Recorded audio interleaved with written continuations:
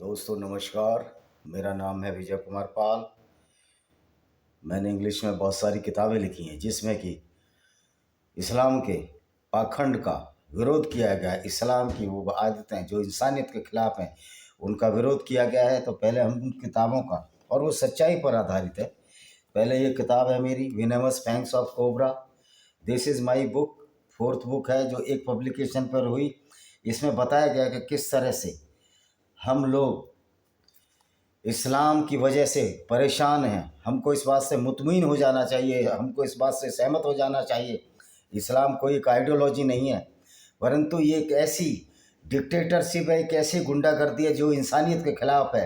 हालांकि इसको बचाने की कोशिश मुल्ला और मौलवी कर रहे हैं, लेकिन वो बचा नहीं पाएंगे। ये विनेमस फैंग्स ऑफ कोबरा भाई विजय कुमार पाल, इसको पढ़िए। ये अमेरिका में सबसे ज़्यादा बिकने वाली किताब है, आप गूगल में भी सर्च कर सकते हैं। दूसरी ये मेरी किताब है panorama of democracy in Indian सब कैंटिनेंट। बाबा साहब भीमराव के अंबेडकर का अपमान ये कुरान की आयतें और कुरान का अपीजमेंट करता है, लेकिन ये बाबा साहब के अनुयायी चंद्रशेखर, रावण और मायावती जैसे लोग कभी इस चीज़ को नहीं बताएंगे। तो ये किताब है पैनोरमा की स्पेलिंग इसमें गलत प्रिंटिंग है, ए बीच में नहीं है, खैर उसको आप जाने दीजिए। आपको फैक्ट्स देखने Indian democracy in Indian contest by Vijay Kumar Pal, ये बहुत किताब है, ये भी काफ़ी बिकाऊ है। और किस तरह से इस्लाम गैर मुस्लिमों का डिसरेस्पेक्ट करता है, किस प्रकार बाबा साहब अम्बेडकर के विचारों का डिसरेस्पेक्ट करता है, ये भी इस किताब में दर्शाया गया है। मेरी एक और किताब है लेमेंट ऑफ सिंजार। किस तरह से अबू बकर अल बगदादी ने गैर मुस्लिम औरतों, खासतौर पर यजीदी औरतों के साथ कुरान की आयतें पढ़ पढ़ कर बलात्कार किए। Lament of Sinjar, tears of Yazidi women, ये सारे विजय कुमार पाल द्वारा लिखी है। गूगल मेरे द्वारा लिखी गई किताब है, गूगल, अमेजन, फ्लिपकार्ट पर उपलब्ध हैं। और अन्य भी बहुत सारी किताबें जो मैंने लिखी हैं जो बिक रही हैं, जैसे discriminated Hindus by Vijay Kumar पाल, जिसमें बताया गया है किस तरह इस्लाम की गुंडागर्दी भरी आइडियोलॉजी ने हिंदुओं को परेशान किया। उनकी औरतों के साथ बलात्कार हुए, उनको लूटा गया, उनके मंदिरों को तोड़कर मस्जिदें बनाई गई।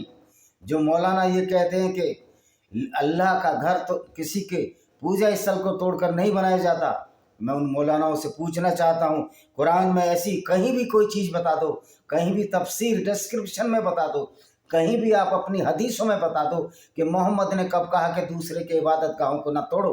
बल्कि मोहम्मद वो वाहिद इंसान था, वो अकेला पैगंबर था जिसने काबा, जो कि यहूदियों और बहुदेववादियों का था, उसको भी लूट लिया।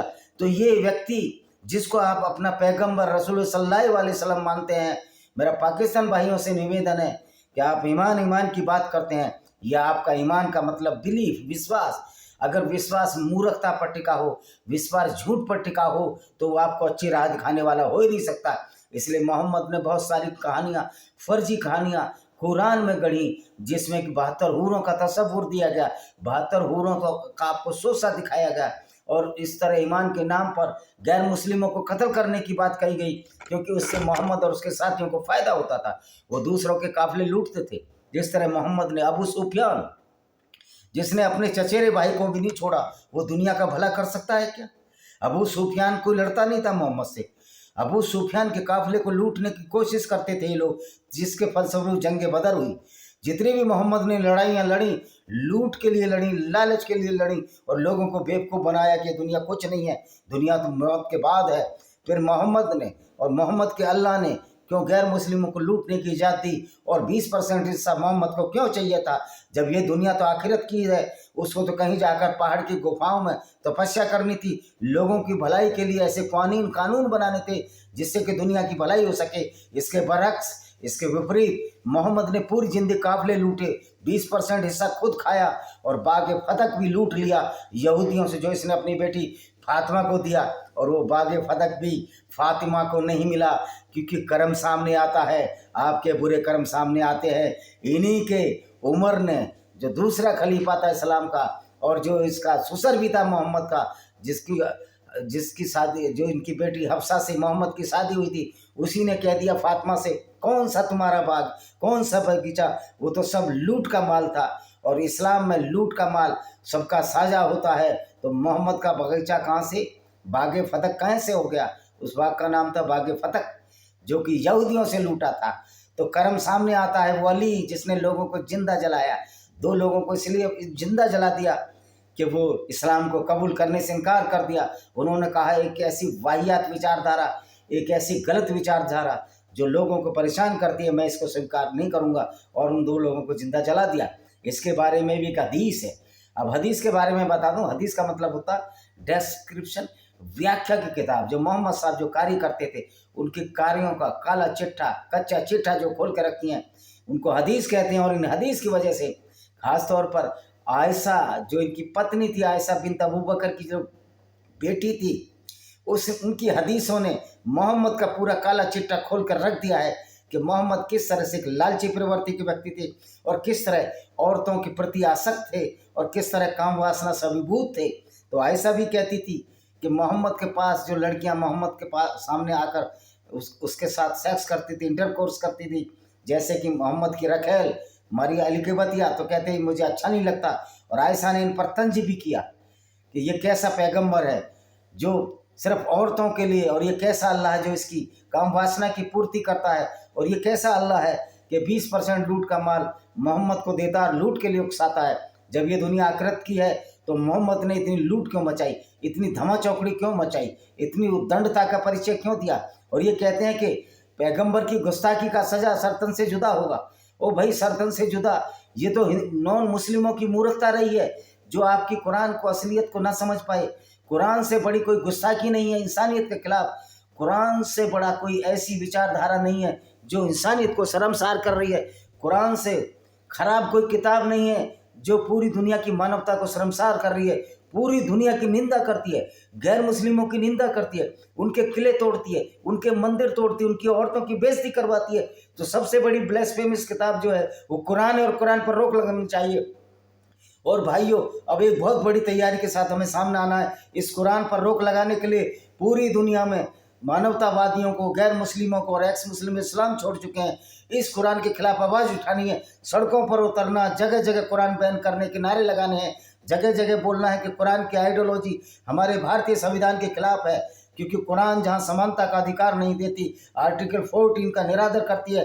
तो बाबा साहब के संविधान मानने वाले जो, तो बाबा साहब के चक्कर में तुम नीले और पीले और हरे कोट पहनकर बाबा साहब का मजाक बनाते हो, बाबा साहब का उपयोग करते हो। बाबा साहब वो वाहिद इंसान थे जिन्होंने इस्लाम का एक काला चिट्ठा खोला और कहा कि आइडियोलॉजी अच्छी नहीं है। जबकि हैदराबाद के मौलवियों ने बाबा साहब को कहा वह इस्लाम कबूल कर लो, उन्होंने कहा मैं ऐसी वाहियात आइडियोलॉजी, वाहियात विचारधारा जो झूठ, फरेब, षड्यंत्र पर टिकी हो, जो आदमी को, अच्छे भले इंसान को एक अपराधी बनाती हो, तो ये अपराधी पुस्तक जो अपराध पैदा करती है, जो लोगों में नफरत फैलाती है, मैं कदापि इस्लाम को स्वीकार नहीं करूंगा।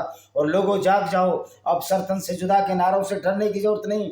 अगर आज आप डरोगे तो अगली पीढ़ियां कितने डेंजर में होंगी, ये सोचने की बात है। तो हमको एक धर्म युद्ध शुरू करना है।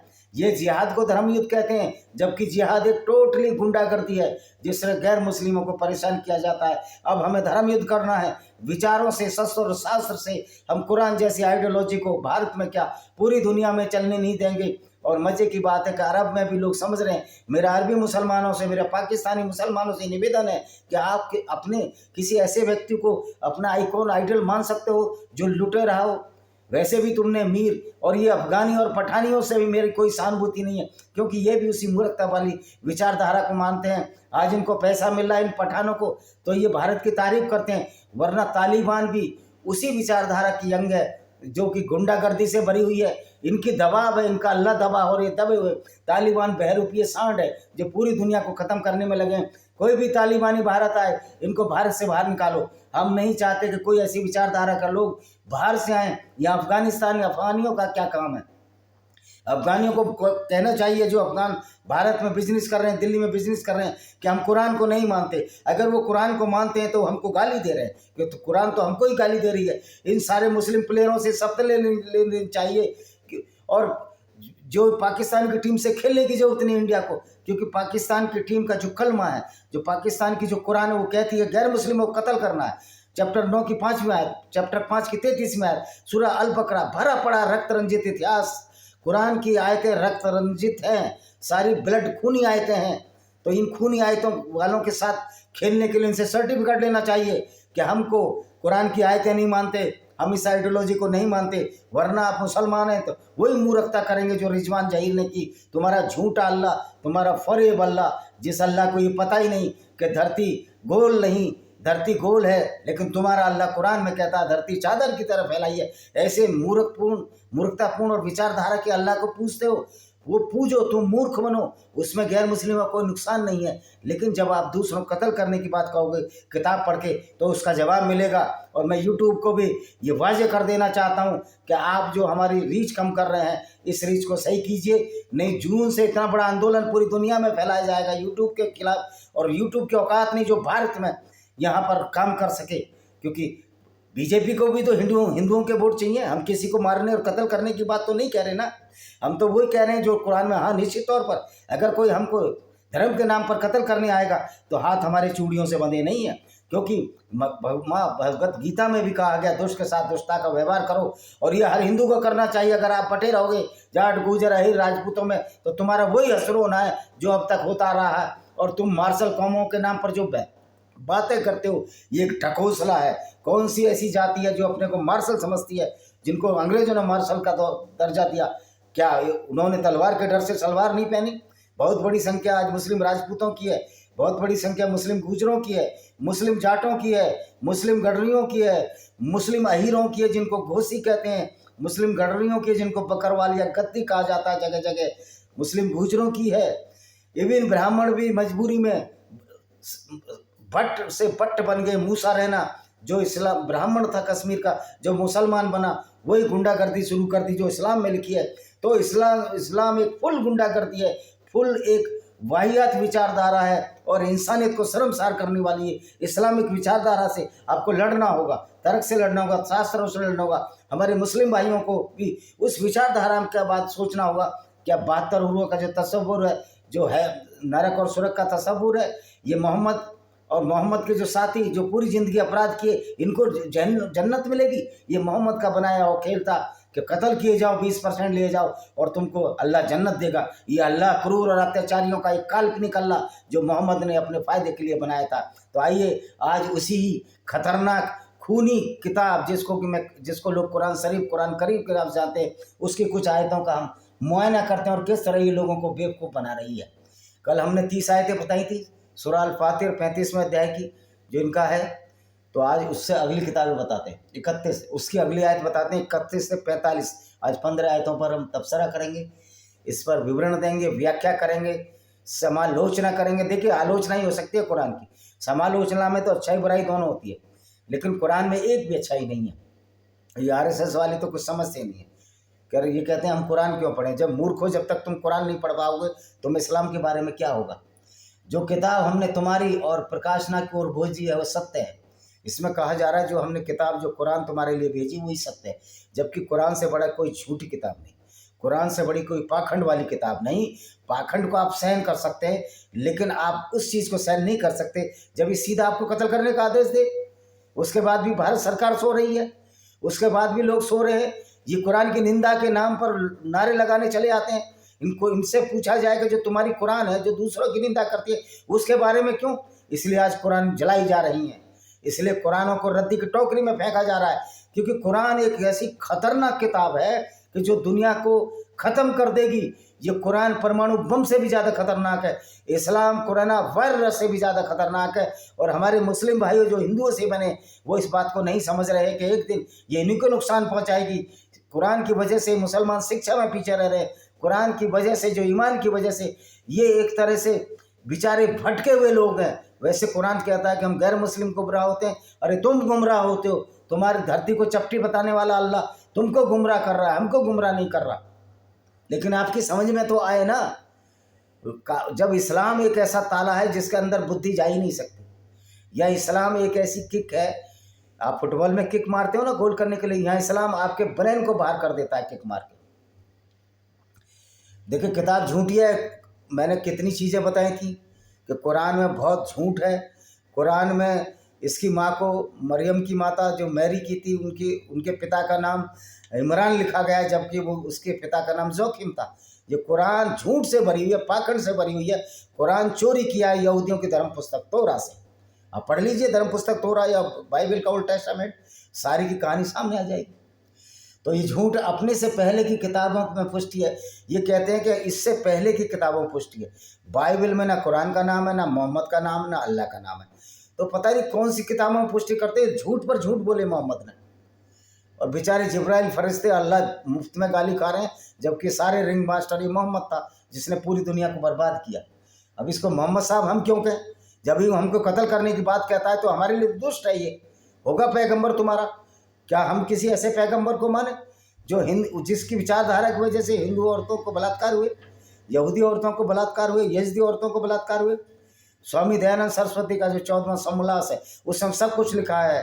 पैगंबर की गुंडागर्दी, अल्लाह की गुंडागर्दी का पूरा खुलासा किया है। स्वामी दयानंद सरस्वती की सत्यार्थ प्रकाश पढ़ो, आपको सब समझ में आ जाएगा। जरूरत है हमको सही को सही बोलने की, जो नहीं बोल पाते हैं। चंद्रशेखर रावण से पूछना चाहता हूँ, क्या आप दलित और मुस्लिम समीकरण कैसे चला सकते हैं?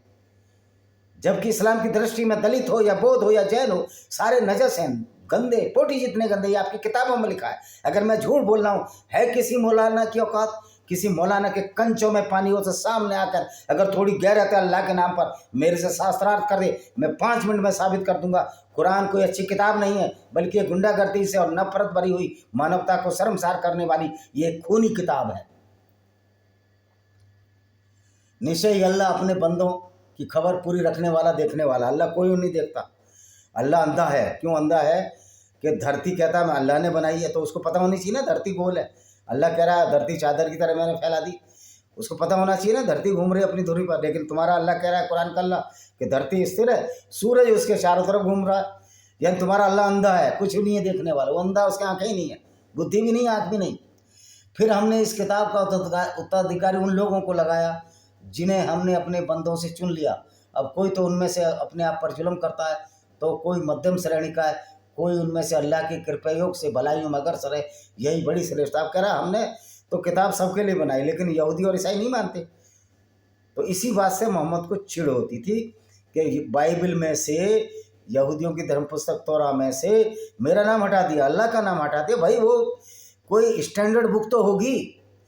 वो ये पुस्तक मोहम्मद ने क्यों नहीं दिखाई जिस बाइबल में और तोरा में मोहम्मद और कुरान और अल्लाह का नाम था? तो ये ऐसी कोई पुस्तक ही नहीं थी। तो ये मोहम्मद ने वहाँ के बद्दुओं को, अरबी जो ऊँट चराने वाले मूर्खों को बेवकूफ़ बना दिया कि मेरा नाम हटा दिया। जैसे गांव में बोलते हैं ना, हाँ हाँ ये बात तो सही करा है प्रधान। और प्रधान और खाप पंचायतों में कितने समझदार आदमी बैठते हैं, या आपको ये बताने की जरूरत नहीं। तो प्रधान, हमारे जो खाप पंचायतें हैं खासतौर पर 1-2 जातियों में ही होती हैं, वो सब उसी मध्यम की पहचान है, जो कि पूरे उत्तर भारत में अराजकता फैलाए हुए हैं ये लोग। यही अराजकता इस्लाम ने फैलाई, इसलिए इस्लाम उनको बहुतों को पसंद आता है। क्यों पसंद आएगा? कि इस्लाम भी अराजकता की छूट देता है, इनको भी अराजकता की छूट दो। अब इस्लाम को अराजकता की छूट ना ब्रिटेन दे सकता है, ना फ्रांस दे सकता है। आज हमारे जो यूरोपियन जो लोग हैं वो समझ गए हैं कि इस्लाम और कुरान को पढ़ना बहुत ज़रूरी है, और हिंदू को कुरान पढ़ना ज़रूरी है। जो मूर्ख ये कहते हैं कि हम कुरान पढ़कर क्या करेंगे, हमें गीताओं से फुर्सत नहीं, तो फिर तुम ये दावा भी मत करो कि हिंदू मुस्लिम भाईचारा हो सकता है। नहीं, तुम सर्वश्रेष्ठ मूर्खों की श्रेणी में सर्वश्रेष्ठ हो, 1 ग्रेड के मूर्ख कहलाए जाओ। सदैव रहने के बाग हैं। मोहम्मद ने एक सब्ज बाग और दिखाया। अगर सदैव रहने के बाग थे और ये ज़िंदगी कुछ नहीं थी, तो मोहम्मद ने बागे फदक क्यों लूटा? बागों की लूट क्यों की? औरतों की लूट क्यों की? जब वहाँ 72 हुरें मिलनी तो यहाँ क्यों लूटा?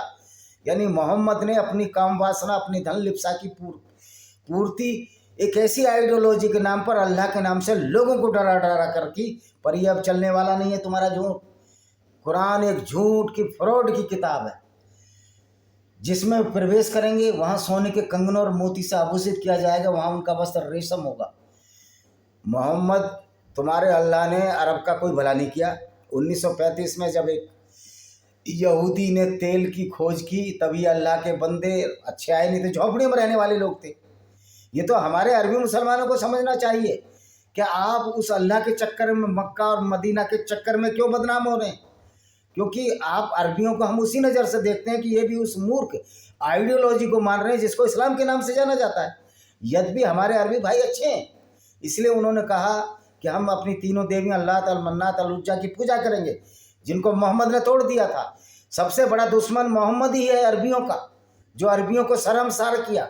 सबसे बड़ा दुश्मन मोहम्मद ही है मुसलमानों का, जो मुसलमानों को शर्मसार कर रहा है अपने क्रियाकलापों से, जो काम ऐसे किया। और उसको भी जो पैगंबर माने, क्या मैं उस व्यक्ति को ज्ञानी समझूंगा? मैं उस व्यक्ति को मूर्ख समझूंगा? और क्या मैं उससे दोस्ती करने की कोशिश करूंगा? क्योंकि कब उसका ईमान जाग जाए, कब वो कत्ल कर दे लोगों का। तो बचिए ऐसे आस्तीन के सांपों से। ये हिंदू मुस्लिम भाईचारा बहुत हो गया, ये पाखंड चलने वाला नहीं है। कोई गंगा जमनी तहजीब नहीं थी। अगर गंगा जमनी तहजीब होती तो हमारे मंदिर गंगा जमुना के 2 आबों में ज़्यादा तोड़े गए। ये हमें सोचने और समझने की जरूरत है। अच्छा जी, वहाँ और वे कहेंगे सब प्रशंसा अल्लाह के लिए जिसे हमने गमदूर किया, निश्चय ही हमारा रब अत्यंत क्षमाशील बड़ा गुणगान। मोहम्मद साहब की आदत थी, वो दिन में ही सपने देखने लगते थे। वैसे दिन में सपने देखो, कोई रोक नहीं है, लेकिन जब आपके सपने लोगों को अज्ञानता, मूर्खता के भंवर सागर में, मूर्खता के समुद्र में तैराने लगे तो वो सपने नहीं होते। फिर लोगों से धोखा होता, फरेब होता, षड्यंत्र होता। और ये षड्यंत्र का जाल मोहम्मद साहब ने मुसलमानों के खिलाफ हमेशा से चला। इस्लाम ने मुसलमानों का जो बहुत बड़ा नुकसान कर दिया, ये बेचारे इतने भोले और सीधे साधे हैं, नुकसान को नहीं जानते। ये जो बदनाम करता है, जो ऐसी विचारधारा को अपनाते हैं, जिसकी वजह से ये बदनाम हो रहे हैं। और पैगंबर तो मर गया, मोहम्मद तो मर चला, और वो तो क़यामत आएगी नहीं। वो तो एक ऐसा लॉलीपॉप पकड़ा गया मुसलमानों को, जिस पर सब फंसे हुए हैं अभी तक। जिसने हमें अपने उदार अनुग्रह से रहने के लिए ऐसे घरों में उतारा, जाने कोई हमें मशक्क़त उठानी पड़ती है, ना कोई थकान आती है। अब मोहम्मद ने सबज बाग दिखाए हैं कि वहाँ ना थकान आएगी, ना मशक्क़त होगी। यहाँ पूरी ज़िंदगी लूटने के चक्कर में मोहम्मद ने अपने 2 दांत तोड़वा लिए उहद की लड़ाई में, अपना चचेरा भाई मरवा दिया। तो ये देखिए स्वार्थपरता की कितना गिरी हुए स्तर की ये मोहम्मद साहब की बातें हैं, जो इंसानियत को शर्मसार करती हैं। वे लोग हैं जिन्होंने इनकार किया, उनके लिए जहन्नुम की आग है। यानी कि जो मुसलमान नहीं है उनके लिए जहन्नुम क्या, कोई जहन्नुम की आग नहीं है। अल्लाह की कोई औकात नहीं, अल्लाह का ज्ञान ही नहीं। अज्ञानी अल्लाह से कौन डरे? और तुम्हारे पैगंबर का हम सम्मान क्यों करें? जब उसकी विचारधारा से हिंदू औरतों के साथ, यजीदी और ईसाई औरतों के साथ, तो आज सबसे बड़ी जरूरत है गैर मुस्लिमों को इकट्ठा होना है और इस्लामिक विचारधारा का सर्वनाश करना है, इस्लाम को भारत भूमि से भगाना है। और इस काम में हमारे मुस्लिम भाइयों का भी हमें सहयोग चाहिए।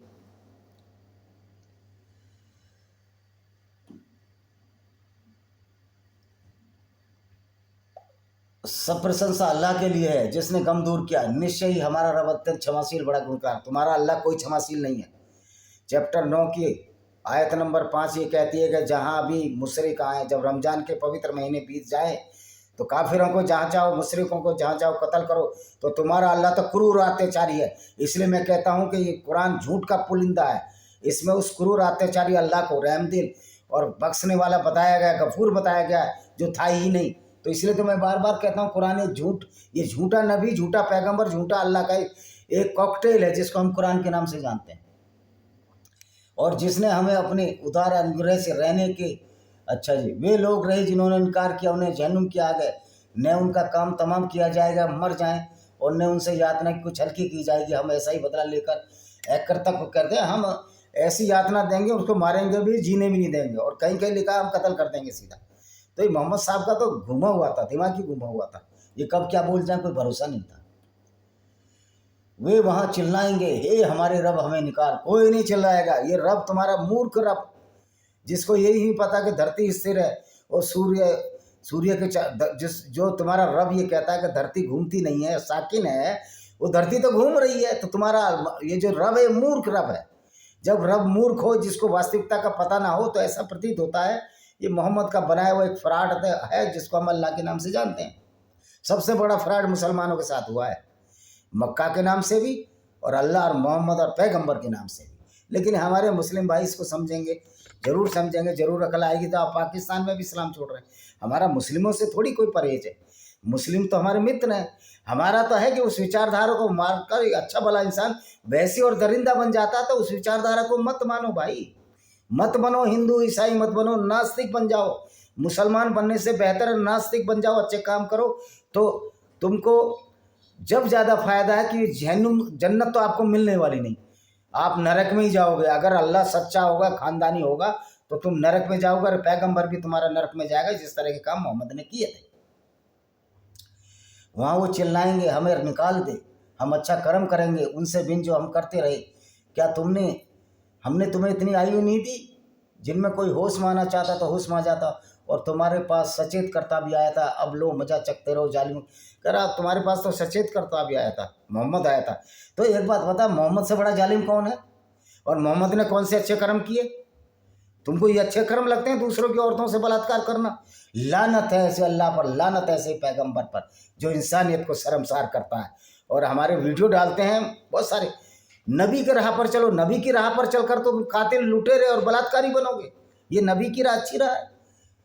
निसंदेह आकाश, अल्लाह और धरती की छिपी बात को जानता है, वह तो सीनों तक की बात, वो अल्लाह कुछ भी नहीं जानता। अल्लाह धरती को चपटी बताता है जबकि धरती गोल है। अल्लाह धरती को स्थिर बताता है जबकि धरती जो है घूम रही है सूरज के चारों तरफ अपनी दूरी पर। यार ये मजाक अब नहीं चलने वाला। दिन में सपने देखने की आदत छोड़ दो हमारे मुस्लिम भाई हो, जो सच्चाई है उस पर चलो। यह तो वही है जिसने तुम्हें धरती में खलीफा बनाया, खलीफा की ऐसी तैसी। अल्लाह के खलीफा को राजपूतों की जोधपुर की सेना ने मार दिया है पाके उसमें। तो देखिए, गीता कोई गलत बात नहीं कहती, दुष्ट के साथ दुष्टता का व्यवहार करो, काहे भाईचारा कर रहे हो? इस्लाम को पढ़कर कोई अच्छा इंसान बन ही नहीं सकता। दुष्ट ही बनेगा तो फिर काहे का भाईचारा, काहे की गंगा जमनी तहजीब? नफरत कुरान फैला रही है ना, तो कुरान के जवाब में तुम कुरान जवाब नहीं दोगे क्या? कुरान में ही लिखा हुआ है ना कि गैर मुस्लिम से दोस्ती नहीं करनी, फिर तुम क्यों चुल कर रहे हो? तुम क्यों अल्लाह के खिलाफ जा रहे हो? हिंदू हो तुम, अल्लाह के खिलाफ उनसे दोस्ती क्यों कर रहे हो? मुसलमान तो दोस्ती कर लेगा क्योंकि उसमें लिखा हुआ है कुरान में कि धोखेबाजी करो और धोखे से इनको कत्ल करो। ये तो इतिहास है, रक्त रंजित इतिहास है इस्लाम का। इस्लाम एक छले, एक फरेब है, एक छल, एक षड्यंत्र है, एक गुंडागर्दी है मानवता के खिलाफ। ये बात कब समझ में आएगी? यसुद्दीन ओवैसी 15 मिनट पुलिस बचा दो और कुछ नहीं होने वाला तुमसे। तुम मुसलमानों को मरवाना चाहते हो।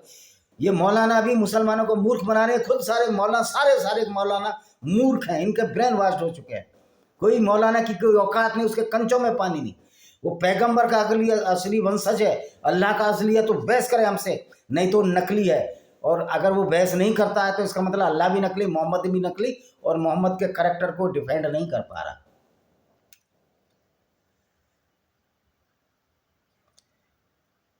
कहो, क्या तुमने अपने ठहराए हुए साझीदारों का अवलोकन भी किया जिन्हें तुम अल्लाह को छोड़कर पुकारते हो? मुझे दिखाओ उन्होंने धरती का कौन सा भाग पैदा किया, या आकाशों में उनकी कोई भागीदारी है? देखो, इस बात का जवाब यह है कि अल्लाह को कुछ नहीं पता। दुनिया बनाने वाले को दुनिया का नहीं पता, तो ये झूठा अल्लाह है। तो हम तो बार बार कहते हैं झूठा पैगंबर, झूठा अल्लाह।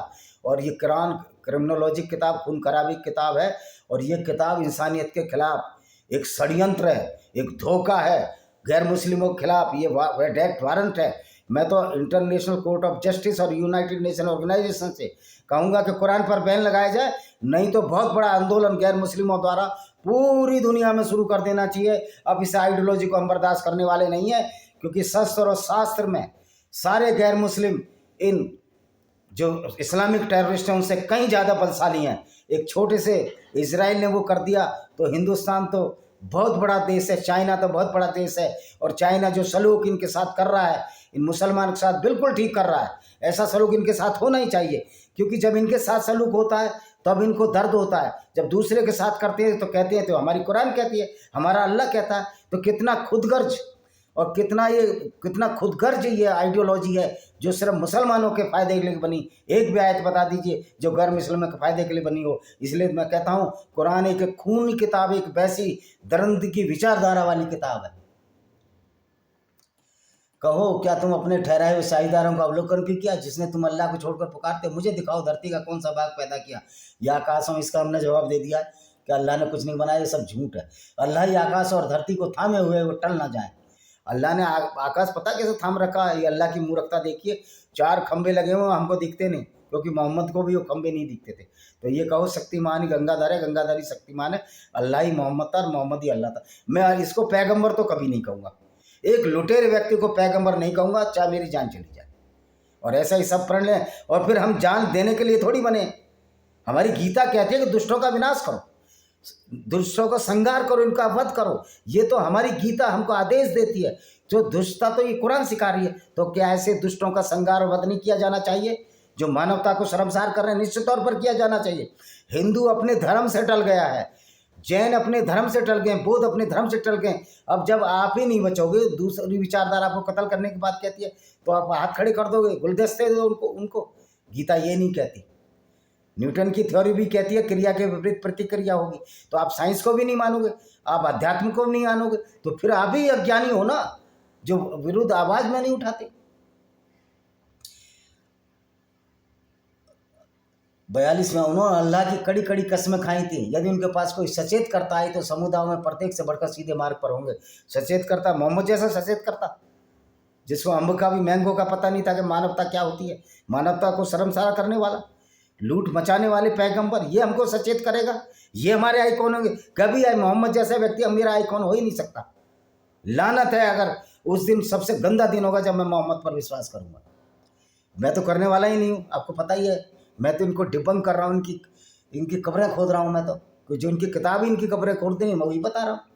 किंतु जब उनके पास सचेत करता आ गया तो इस चीज़ ने धरती में उन्हें घमंड, और ये सचेत करता था मोहम्मद, पूरी दुनिया में बर्बादी करने वाला मोहम्मद ये सचेत करता था। ये काय का सचेत करता था। ये कहता था मुसलमानों को एक गिरोह के रूप में इकट्ठे हो जाओ और काफिले लूटना शुरू कर दो। अपने चचेरे भाई को लूट ला, अगर मुसलमान नहीं है वो। हालांकि बुरी चाल अपने ही लोगों को गिर लेती है, ये बात तो मुसलमानों पर सटीक है, दूसरों पे नहीं। बुरी चाल से तुम ही गिरे चले आ रहे हो, तुम पे जवाब ही नहीं होता। किसी भी चैनल पर जा मुल्ले भागने लगते हैं, कुरान पे बात मत करो, अल्लाह पर बात मत करो। तो मान लो ना तुम्हारा अल्लाह कुरान झूठा है तो हम बात करना बंद कर देंगे। अब तुम बात मत करो, इसलिए चैनलों से भागते हो, डरते हो, तुम कायर हो, तुम षड्यंत्रकारी फरी विचारधारा का दिफा नहीं कर सकते, उसको डिफेंड नहीं कर सकते, इसलिए तुम भागते हो। तो क्या आप रीति अगले के सिलसिले में रही हुए बस उसी रीति की प्रतीक्षा में कर रहे हैं, तो तुम अल्लाह की रीति में कदापि कोई परिवर्तन नहीं पाओगे, न तुम अल्लाह की रीति को कभी टलते ही पाओगे। अल्लाह की रीति में परिवर्तन ना हो तो अच्छी बात है ना। अल्लाह ऐसी मूर्खता सिखाता रहे तो अल्लाह की पोल भी तो खुलती है कि अल्लाह ने धरती को चादर की तरह बना रहा, जबकि विज्ञान ने अल्लाह की पोल खोल दी, इंसानियत ने पैगंबर की पोल खोल दी कि वो काबिल लूटने वाला था, उसको ये पैगंबर मानते हैं। दूर फिटे मुंह, ऐसे लोगों तो जो तुम्हारा पैगंबर लूटता था, औरतें तक लूट लिया, गिफ्ट में औरतों को ले लिया, मारियल की बतिया को, उसके साथ डिंगी डिंगी करता रहा। उसकी पत्नी हफ्सा ने पकड़ लिया, जो उमर की बेटी थी, फिर अपने लिए आयतें उतार लाया कि मोहम्मद चाहे जिस मर्जी के साथ कुछ भी कर सकता है। और तुम्हारी अल्लाह की ऐसी की तैसी, जो अल्लाह हमको कत्ल करने की बात करेगा, उस अल्लाह की ऐसी की तैसी, लानत ऐसी अल्लाह पर। अल्लाह ना हुआ ठुल्ला हो गया। हालांकि वे शक्ति में कहीं बढ़ चढ़ करते, अल्लाह ऐसा नहीं है आकाश में कोई चीज़ से मात कर सके, न धरती पर। अल्लाह को कुछ पता ही नहीं है यार, अल्लाह को क्या मात हुई। अल्लाह का काबा, जब मुसलमान नहीं थे तो काबा को अटैक को बचाया, ये आपकी कथाओं में। जो मोहम्मद जिस साल पैदा हुआ था 570 में, फील्ड अटैक, हाथियों का अटैक हुआ था, उस पर तुम्हारी एक आयत उतरी है। लेकिन जब काबा में मूर्तियाँ रही थी, जब काबा हो गया मुसलमानों का, तो सैकड़ों अटैक हुए, अल्लाह अपना काबा नहीं बचा पाया, मोहम्मद अपने दांत नहीं बचा पाया, अल्लाह मोहम्मद के दांत नहीं बचा पाया था, 2 दांत तोड़ दिए ऊद की लड़ाई में। तो दुनिया की क्या रक्षा करेगा जो अपने पैगंबर को नहीं बचा पाता। और मूर्खता भरा गान दिया अल्लाह ने, सारा सारा झूठ परे। तो अल्लाह को मात तो हर जगह पड़ रही है। अल्लाह को तो एक 5वीं क्लास का बच्चा भी मात दे रहा है, वो अल्लाह की हंसी उड़ाने के लिए पर्याप्त है, जिसमें 10वीं तक साइंस पढ़ ली कि अल्लाह दुनिया को बनाने वाला है। जो ये कहता धरती स्थिर और सूरज उसके चारों तरफ घूम रहा है, यार कुछ आज का ज़माना वो नहीं है। तुम्हारे अल्लाह की पोल खुल चुकी है, तुम्हारे कुरान की पोल चुकी है, तुम्हारे अल्लाह की महानता की पोल खुल चुकी है कि अल्लाह लोगों को कत्ल करने का आदेश देता। तुम इसी बात की तबलीग करते हो। अगर गैर मुस्लिमों में ये मुस्लिम भाई तबलीग करने जाएँ तो उनसे ये सवाल पूछो, जब अल्लाह ने दुनिया बनाई तो उसको पता कैसे नहीं है कि दुनिया स्थिर नहीं है, दुनिया घूम रही है, पृथ्वी घूम रही है, लेकिन अल्लाह स्थिर बता रहा है। ये सवाल पूछो, इन पर जवाब नहीं होगा कि उनमें दिमाग तो है ही नहीं। यदि अल्लाह लोगों को उनकी कमाई के कारण पकड़ने में आ जाए तो इस धरती की पीठ पर किसी जीवदारी को ना छोड़े, किंतु वह नियत समय तक ढील देता है। फिर जब उनका नियत समय जाए, निश्चय अल्लाह की कोई औकात नहीं है। अल्लाह की सिर्फ एक औकात है कि वो काल्पनिक अल्लाह जो मोहम्मद ने बनाया था। अल्लाह एक वो कठपुतली का तमाशा देखते हो ना, राजस्थान में चलता, अल्लाह वो कठपुतली है जिसे मोहम्मद नचाता था और अपने फ़ायदे के लिए नचाता था। जब उसको औरतें लूटनी होती थी तो लूटने चल पड़ता था, कहता था ये अल्लाह का आदेश है, गैर मुस्लिमों को लूटो। उसमें औरतें अपने लिए रख लेता था, काम वासना की पूर्ति, धन लिप्सा की पूर्ति करता था। ये करता था तुम्हारा मोहम्मद। तो मोहम्मद अल्लाह मोहम्मद की कठपुतली मात्र है। और कुरान से बड़ी कोई ऐसी किताब नहीं जो मानवता की निंदा करती है। ब्लेस्फेमस बुक है ये, क्रिमिनोलॉजी की बुक है, खून खराबी की बुक है। इसमें एक भी आयत ऐसी नहीं है जो पूरी इंसानियत के लिए अच्छी हो। इसी के साथ मैं इस वीडियो को विराम देने से पहले मैं कहना चाहूँगा, मेरे हिंदू भाइयों के लिए खास तौर पर मैंने किताब लिखी है डिस्क्रिमिनेटेड हिंदूज बाय विजय कुमार पाल, उसको जरूर पढ़ें। किस तरह इस्लाम ने हिंदुओं का बेड़ा गर्क किया और किस तरह ये स्वार्थी राजनेता सो कॉल्ड गंगा जमनी तहजीब का एक झूठा शंख बजाते रहते हैं, इनका भी पर्दाफाश करना जरूरी है। इसी के साथ मैं वीडियो को विराम देता हूं। चैनल को सब्सक्राइब करो और यूट्यूब से भी निवेदन है हमारी रीच को थोड़ा बढ़ाइए आप। अगर रीच नहीं बढ़ाओगे तो जून के बाद आपकी रीच को हम करवा देंगे इंडिया में। और हमको अभी तक 50 लाख लोगों के हस्ताक्षर मेरे पास आ चुके हैं ऑनलाइन। हम 50 करोड़ लोगों के हस्ताक्षर करा के, जिसमें ईसाई भी होंगे, सारे गैर मुस्लिम और वो एक्स मुस्लिम जो कि इस मुहिम में हमारा साथ दे रहे हैं, हम उनका साथ दे रहे हैं। इस जुलूस में हजारों हुजूमों की अरबों की संख्या में लोग जब सड़कों पर निकलेंगे यूट्यूब के खिलाफ, तो यूट्यूब को भी समझ में आ जाएगी आप किस तरह से एक सच्चे मानवतावादी लोगों को जो कि इंसानियत के लिए लड़ रहे हैं यूट्यूब पर, आप उनको विरोध करते रहे। यानी कि इस्लामिक टेररिज्म में यूट्यूब का भी हाथ है, सरकार को इस पर कार्रवाई करनी चाहिए।